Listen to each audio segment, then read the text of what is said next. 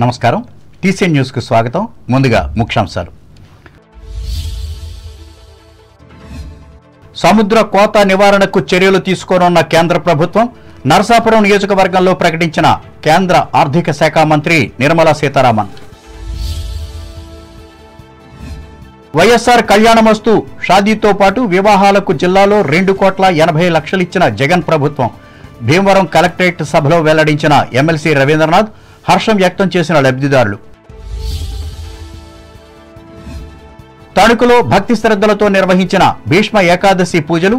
కేశవస్వామి ఆలయంలో కిక్కిరిసిన భక్తులు. ఘనంగా అన్న సమారాధన.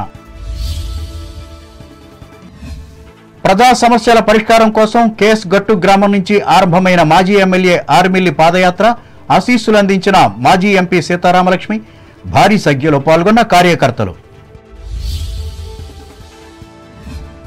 మెగా డిఎస్సిని ప్రకటించాలని కోరుతూ తణుకులో మంత్రి కారుమూరి ఇంటి ముందు ధర్నా చేసిన యువజన కాంగ్రెస్ నాయకులు, కార్యకర్తలు.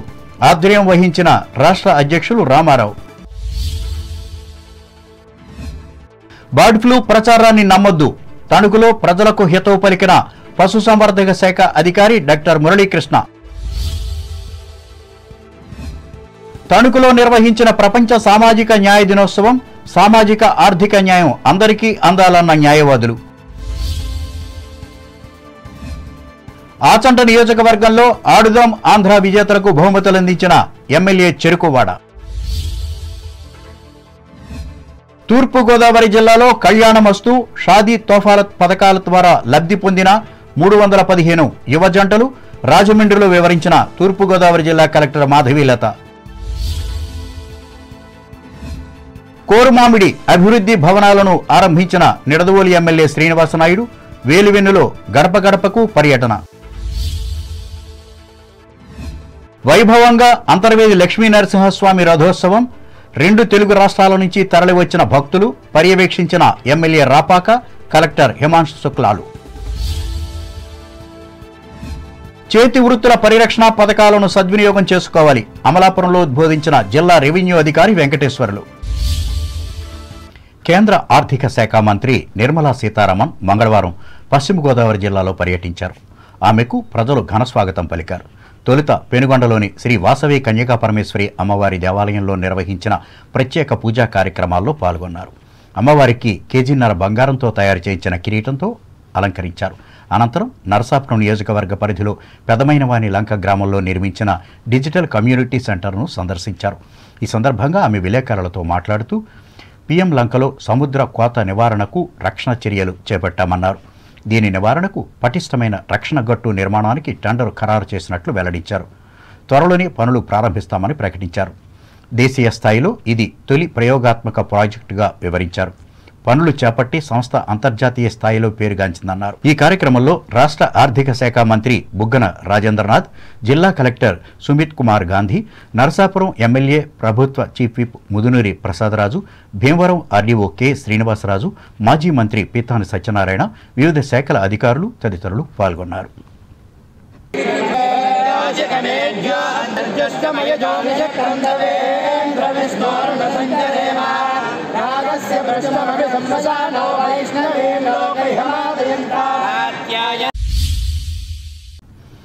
జిల్లాలో వైఎస్ఆర్ కళ్యాణమస్తు షాదీతో కింద వివాహం చేసుకున్న అర్హులైన 411 మంది లబ్ధిదారులకు 2,84,00,000 రూపాయలు లబ్ధి చేకూరినట్లు శాసనమండలి సభ్యులు వంకా రవీంద్రనాథ్ తెలిపారు.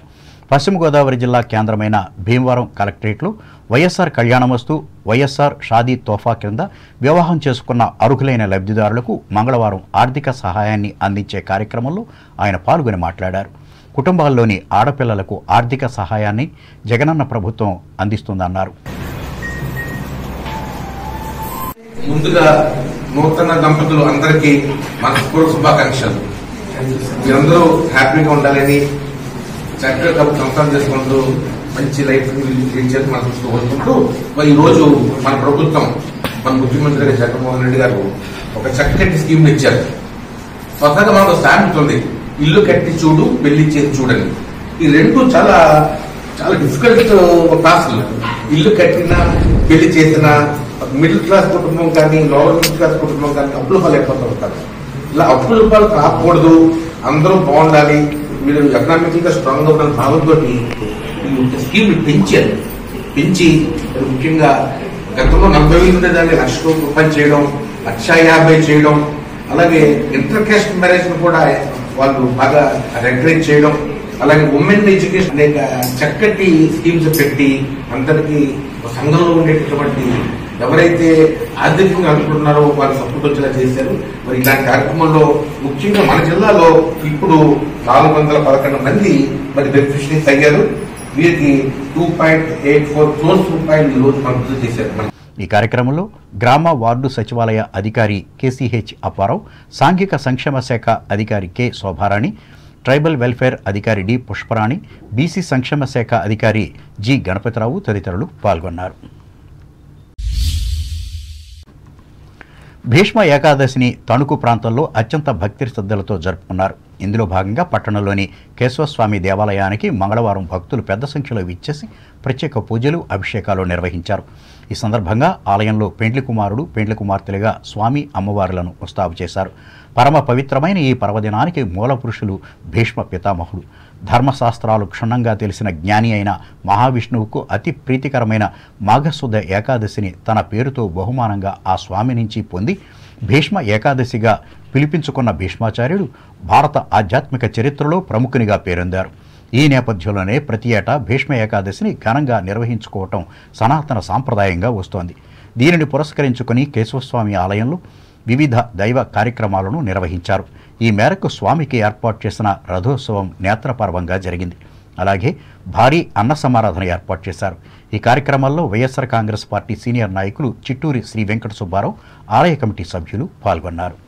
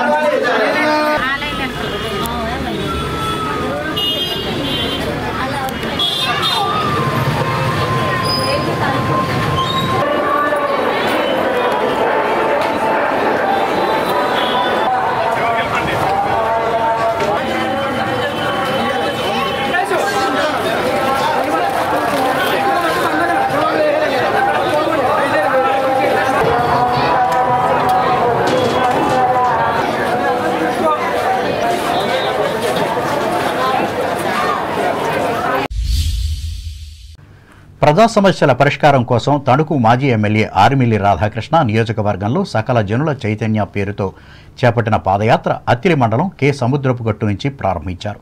ఇందులో భాగంగా వీధి వీధిని పర్యటించి సమస్యలను అడిగి తెలుసుకున్నారు. ఈయన రాకతో స్థానిక ప్రజలు పెద్ద సంఖ్యలో బయటకు విచ్చేసి స్వాగతం పలికారు. మహిళలు హారతులు ఇచ్చి అభినందించారు. అనంతరం పార్టీ జిల్లా అధ్యక్షురాలు మాజీ ఎంపీ తోట సీతారామలక్ష్మి మాట్లాడుతూ ఆర్మిల్లి పర్యటనకు విశేష స్పందన రావడం అభినందనీయమన్నారు.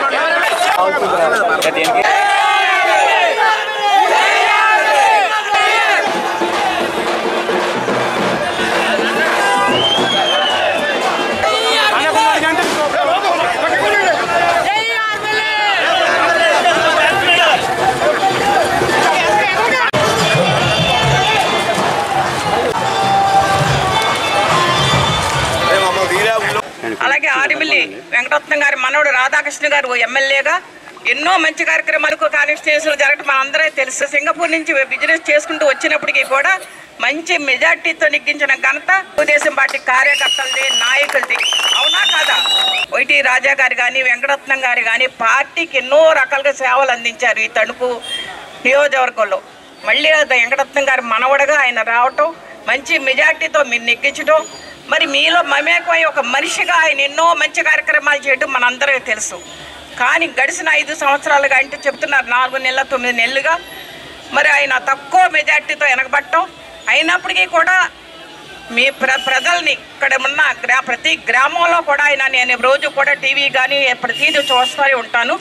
ఆయన ప్రతి ఒక్కటి కూడా మీ సమస్యలు తెలుసుకుంటే మీలో ఒక్కడిగా ఈ 5 సంవత్సరాల కాలంగా ఆయన ఉన్నారు. ప్రజల్లో మమేకమయ్యి ప్రజల కష్టాలు తెలుసుకుని ప్రతి గ్రామంలో కూడా పర్యటించి చైతన్యవంతం చేయాలని ఒక మంచి సంకల్పంతో మరి ఈ రోజున ఈ కేసీ సముద్రం గట్టు నుంచి ఆయన పాదయాత్ర మొదలుపెట్టడం జరిగింది.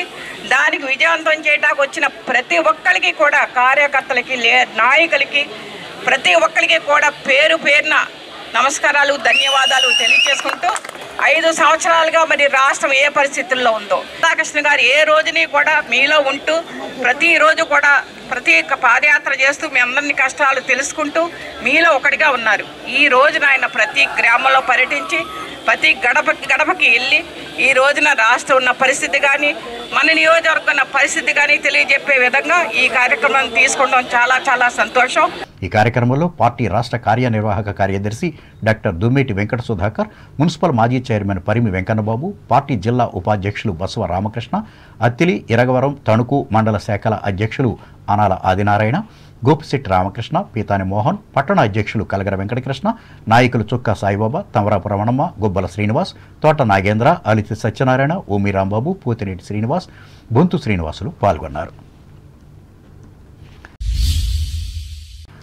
రాష్ట్రంలో ఖాళీగా ఉన్న ఉపాధ్యాయ పోస్టులన్నింటినీ భర్తీ చేయాలని కోరుతూ యువజన కాంగ్రెస్ ఆధ్వర్యంలో నిర్వహిస్తున్న రాష్ట్ర వ్యాపిత ఉద్యమంలో భాగంగా మంగళవారం తణుకులో రాష్ట్ర పౌర సరఫరాల శాఖ మంత్రి కారుమూరి వెంకటనాగేశ్వరరావు గృహం ముందు ధర్నా చేసి నినాదాలిచ్చారు. ఈ సందర్భంగా సంస్థ రాష్ట్ర అధ్యక్షులు లక్కరాజు రామారావు మాట్లాడుతూ మెగా డిఎస్సిని ప్రకటించాల్సిన ప్రభుత్వం నిరుద్యోగులను మోసగిస్తూ దగా డిఎస్సిని ప్రకటించారని ఆరోపించారు. ఇప్పటికైనా ప్రభుత్వ నేతలు మనసును మార్చుకుని సంపూర్ణంగా భర్తీ చేసేందుకు ప్రకటన జారీ చేయాలని రామారావు డిమాండ్ చేశారు. ఈ కార్యక్రమంలో ఉపాధ్యక్షులు నూనె పవన్ తేజ, ప్రధాన కార్యదర్శులు బొందిలి రామసింగ్, బట్టు శ్రీకాంత్, కాంగ్రెస్ పట్టణ నాయకులు దిర్స్పూర్ రామకృష్ణ, ఆకుల సాయి తదితరులు పాల్గొన్నారు. పశ్చిమ గోదావరి జిల్లాలో ఎక్కడా కూడా బర్డ్ ఫ్లూ ఆనవాళ్లు కనపడటం లేదని పశుసంవర్ధక శాఖ జిల్లా అధికారి డాక్టర్ కె మురళీకృష్ణ తెలిపారు. పట్టణంలోని పద్మశ్రీ డాక్టర్ బీవీరావు అండ్ ఉత్తరాదేవి కళ్యాణ మండపంలో మంగళవారం నిర్వహించిన కోళ్ల రైతుల అవగాహన సభలో ఆయన పాల్గొని మాట్లాడారు. అసాధారణ మరణాలు సంభవించలేదని అన్నారు. అయినప్పటికీ అప్రమత్తత అవసరమని, ఈ దిశగా అన్ని చర్యలు తీసుకున్నామని వివరించారు. ఇందులో భాగంగా ర్యాపిడ్ యాక్షన్ బృందాలను ఏర్పాటు చేశామని, బయోసెక్యూరిటీ విధానాలను ఖచ్చితంగా అమలు చేసినట్లు విశ్లేషించారు. ఈ విషయంపై జరుగుతున్న ప్రచారాన్ని నమ్మవద్దని ప్రజలకు ఆయన హితవు పలికారు. ఎప్పటి మాదిరిగానే కోడి మాంసం, గుడ్లను అందరూ వినియోగించుకోవచ్చని మురళీకృష్ణ చెప్పారు. మన పశ్చిమ గోదావరి జిల్లాలో బర్డ్ ఫ్లూ వ్యాధి అనేటువంటిది లేదని నిర్ధారించడానికి, అదేవిధంగా పౌల్ట్రీ రైతుల యొక్క అవగాహన కల్పించడానికి, అదేవిధంగా మన పబ్లిక్ కూడా ఈ బర్డ్ ఫ్లూ మీద అవేర్నెస్ క్రియేట్ చేయడానికి తణుకులో నెక్ కార్యాలయంలో ఈ సమావేశం ఏర్పాటు చేయడం జరిగింది. అయితే బర్డ్ ఫ్లూ అనేటువంటిది ముఖ్యంగా మనకున్నటువంటి ఫుడ్ హ్యాబిట్స్ వల్ల, ముఖ్యంగా మన భారతదేశంలో అందరూ కూడా మనము మాంసాన్ని కానీ లేకపోతే గుడ్లను కానీ మనము ఉడకబెట్టుకొని తినడం వల్ల, అలాగే వండి తినడం వల్ల మనకి మనుషులకు ఈ బర్డ్ ఫ్లూ వ్యాధి వచ్చేటువంటి అవకాశం చాలా తక్కువ.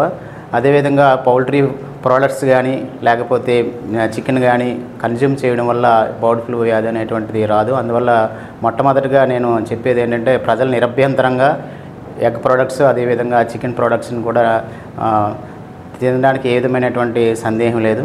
అదేవిధంగా పౌల్ట్రీ రైతులు ముఖ్యంగా తమ యొక్క కోళ్ల ఫారాలని కాన్స్టెంట్గా అబ్జర్వ్ చేస్తూ ఎక్కడైనా అన్యూజువల్ మార్టాలిటీ అంటే సడన్గా కోళ్ళు చనిపోవడం, more than 10% egg production drop అయిపోయినట్లయితే దాన్ని మనం బర్డ్ ఫ్లూగా సస్పెక్ట్ చేయొచ్చు.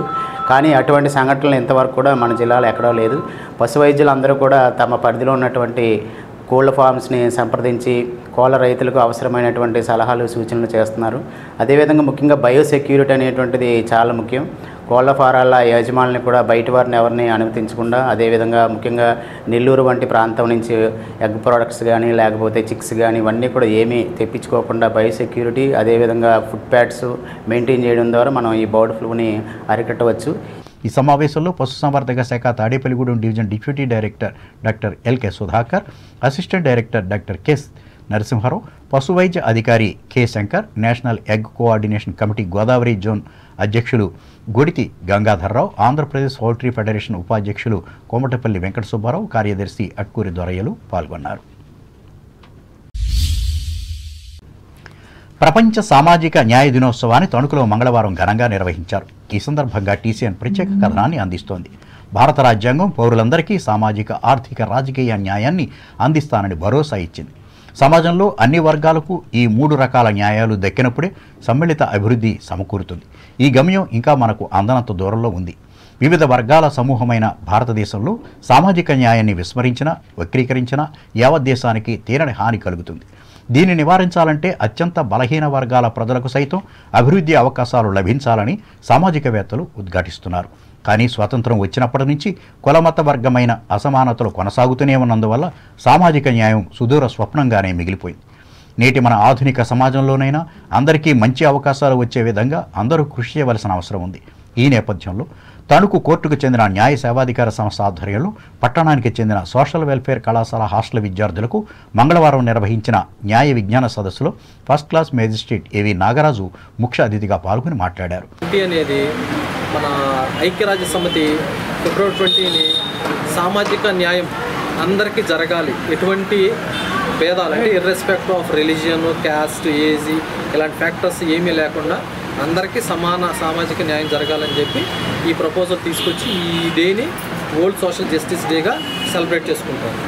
సో సోషల్ జస్టిస్ అంటే ఏంటంటే సామాజిక న్యాయం ప్రతి ఒక్కళ్ళకి వితౌట్ ఎనీ అంటే పార్షియాలిటీగా ఎవరికి చూయించకుండా ఈ క్యాస్ట్ ఆ క్యాస్ట్, రిచ్ పూర్, ఈ రిచ్ అనే వాళ్ళకి లాస్ సపోర్ట్ చేయవు, పూర్ అనే వాళ్ళకి సపోర్ట్ చేయవు. సో అందరూ ఈక్వాలిటీ బిఫోర్ లా అంటారు. ఆర్టికల్ 14 ఏం చెప్పింది అంటే ఈక్వాలిటీ బిఫోర్ లా, చట్టం ముందు అందరూ సమానులే. ఆయన రిచ్ ఆయనకు చట్టం, లో అని పూర్ అని ఒక చట్టం అలా ఉండదు. All are equal before law. So equality before law అనేది మనకు ఆర్టికల్ 14 చెప్తుంది. సో దాన్ని అందరూ వితౌట్ ఎనీ బయాస్ ఫాలో అవ్వాల్సింది. అలానే ఆడపిల్లలంటే ఇదివరకులాగా లేరు ఆడపిల్లలు. ఇప్పుడు ప్రతి సెక్టర్లో మగపిల్లల కంటే ఆడపిల్లలు ఎక్కువ ఉన్నారు, అర్థమైందా? సో మీరు సెల్ఫ్ కాన్ఫిడెన్స్ని బిల్డ్ చేసుకోవాలి. మీరు మీ పేరెంట్స్ని ఏదైనా మ్యారేజ్ చేస్తాను పంపించి అట్లా చేస్తాను, లేదు నాకంటూ గోల్ సెట్ చేసుకున్నాను అని ఆ గోల్ ప్రకారంగా వెళ్ళాలి. 4వ అదనపు జిల్లా కోర్టు మాజీ additional public prosecutor Kauru Venkateswarlu అధ్యక్షతన జరిగిన ఈ సభలో న్యాయవాదులు Kamana Muniswamy, Muppudi Subbaiah, A Ajay Kumar, town SI P Apparao, hostel warden S Mary కుమారులు పాల్గొన్నారు. భారతీయ జనతా పార్టీ ఆధ్వర్యంలో ఈ నెల 21వ తేదీ నుంచి 26వ తేదీ వరకు జరగనున్న ప్రజాపోరు ఉద్యమంలో ప్రజలంతా పాల్గొని జయప్రదం చేయాలని ఈ పార్టీ తణుకు మండల అధ్యక్షులు దాసరి వెంకటస్వామి విజ్ఞప్తి చేశారు. కొమరవరం గ్రామంలో మంగళవారం నిర్వహించిన మండల పార్టీ కార్యకర్తల సమావేశానికి ఆయన అధ్యక్షత వహించి మాట్లాడారు. అలాగే భారత ప్రధాని నరేంద్ర మోడీ దేశానికి అందిస్తున్న సేవలను అందరికీ తెలిసేలా వివరించాలని శ్రేణులకు విజ్ఞప్తి చేశారు. ఈ సమావేశంలో పార్టీ జిల్లా ప్రధాన కార్యదర్శి కొవ్వూరి వెంకటరెడ్డి తదితరులు పాల్గొన్నారు. తణుకు పట్టణ పరిధిలోని Sajjapuram senior citizen welfare association ఆధ్వర్యంలో ఈ సంస్థ కార్యాలయంలో మంగళవారం ఏర్పాటు చేసిన ఉచిత వైద్య శిబిరంలో డాక్టర్ భూపతరాజు రమేష్ చంద్రబాబు పాల్గొని 36 మందిని పరీక్షించారు. ఈ మేరకు రక్తపోటు, మధుమేహం ఉన్నవారు తీసుకోవలసిన జాగ్రత్తలను, ఆహార నియమాలను వివరించారు. సంఘం అధ్యక్షులు ఈదర ప్రసాదరావు అధ్యక్షతన జరిగిన ఈ సేవా కార్యక్రమంలో జిల్లా అధ్యక్షులు అడ్డాల సత్యనారాయణ, స్థానిక శాఖ ఉపాధ్యక్షులు కాయల నాగేశ్వరరావు, కార్యదర్శి కోసూరి గాంధీలు పాల్గొన్నారు. ఇప్పుడు వాణిజ్య ప్రకటనలు.